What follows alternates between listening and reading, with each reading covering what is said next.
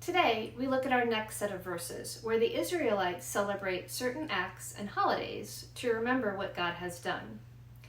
In Exodus, 2 new statutes are instituted as memorials of God's law and never-ending presence.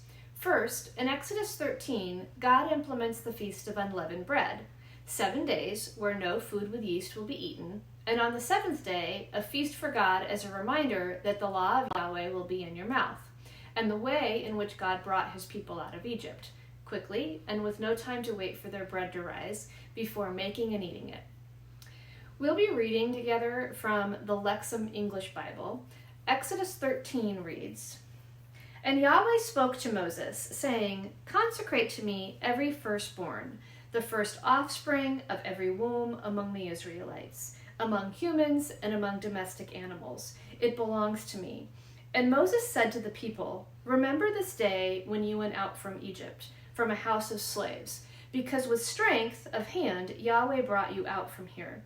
And food with yeast will not be eaten. Today you are going out in the month of Aviv, and when Yahweh brings you to the land of the Canaanites, and the Hittites, and the Amorites, and the Hivites, and the Jebusites, which he swore to your ancestors to give you, a land flowing with milk and honey. You will perform the service in this month.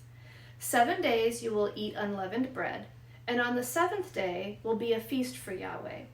Unleavened bread will be eaten the 7 days. Food with yeast will not be seen for you, and yeast will not be seen for you in all your territory. And you shall tell your son on that day, saying, 'This is because of what Yahweh did for me when I came out from Egypt.'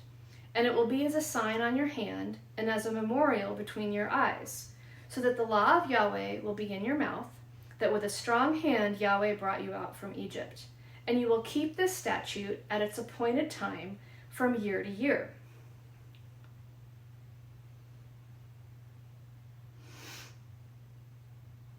Okay. The second statute instituted in Exodus is the bread of presence, included in the temple instructions, and several additional threads for detail are picked up in Leviticus and Numbers as the bread of presence is further defined. In Exodus 25:30, the Israelites are instructed to put on the table the bread of presence to be before me continually. Leviticus further commands how the 12 ring-shaped bread cakes should be prepared and laid out on the table as a memorial offering, representing the 12 tribes as an everlasting covenant, and to be changed out on each Sabbath and the previous week's eaten by the priests. Leviticus chapter 24 gives us this extra thread for context. "Then Yahweh spoke to Moses, saying, 'Command the Israelites that they should bring to you pure olive oil from beaten olives for the light to present a lamp continually. Aaron shall arrange it for outside the curtain of the testimony in the tent of assembly from evening until morning before Yahweh continually. It shall be a lasting statute throughout your generations. On the pure golden lampstand he shall arrange for the lamps before Yahweh continually. And you shall take finely milled flour, and you shall bake it with 12 ring-shaped bread cakes. Each one shall be 2/10 of an ephah. That's roughly a gallon of flour for each loaf, so this time, this reference is for large loaves. Remember back to day 1 when I said bread references are normally personal serving size? This is calling out that difference. And you shall place them in 2 rows, 6 to the row on the pure gold table before Yahweh. And you shall put pure frankincense on each row, so that it shall be the bread as a memorial offering, an offering made by fire for Yahweh. On every Sabbath he shall arrange it in rows before Yahweh continually. They are from the Israelites as an everlasting covenant. And it shall be for Aaron and for his sons, and they shall eat it in a holy place, because it is a most holy thing for him, from Yahweh's offerings, made by fire, a lasting rule." Then, in Numbers 4, we see some additional directions. This time let's read from the NLT. "Next, they must spread a blue cloth over the table where the bread of the presence is displayed. And on the cloth they will place the bowls, ladles, jars, pitchers, and the special bread. They must spread a scarlet cloth over all of this, and finally, a covering of fine goatskin leather on top of the scarlet cloth. Then they must insert the carrying poles into the table.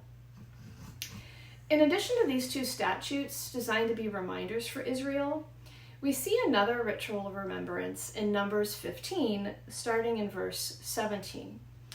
Yahweh spoke to Moses, saying, "Speak to the Israelites and say to them, when you come into the land to which I am about to bring you, whenever you eat from the food of the land, you will lift up a contribution to Yahweh.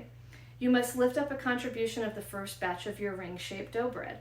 You must lift it up as a contribution of the threshing floor. You will give it to Yahweh as a contribution from the first of your dough throughout your generations."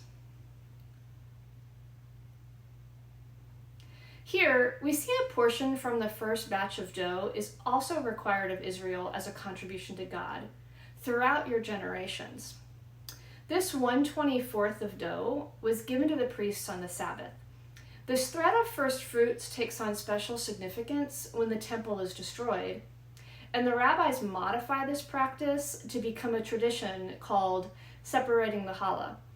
To this day, this ritual of remembrance occurs according to strict guidelines based on the weight of the dough being made where a portion is separated and burnt. And on Sabbath days, one will find 2 challahs on the table to symbolize the double portion of manna given while in the desert, and one will also likely find the bread shaped to symbolize different stories at different times of the year. You might see braids to symbolize the commandment for the Sabbath, 12 humps for the 12 loaves of showbread and the 12 tribes, round loaves at Rosh Hashanah to represent continuity where there is no beginning or end, ladders and hands for Yom Kippur, and small triangles representing Haman's ears for Purim, and 2 oblong loaves during Shabbat, the Jewish holiday being observed in Jerusalem when the Holy Spirit was given to followers of Jesus. That holiday overlaps Pentecost. These 2 loaves represent the tablets Moses brought down from Sinai.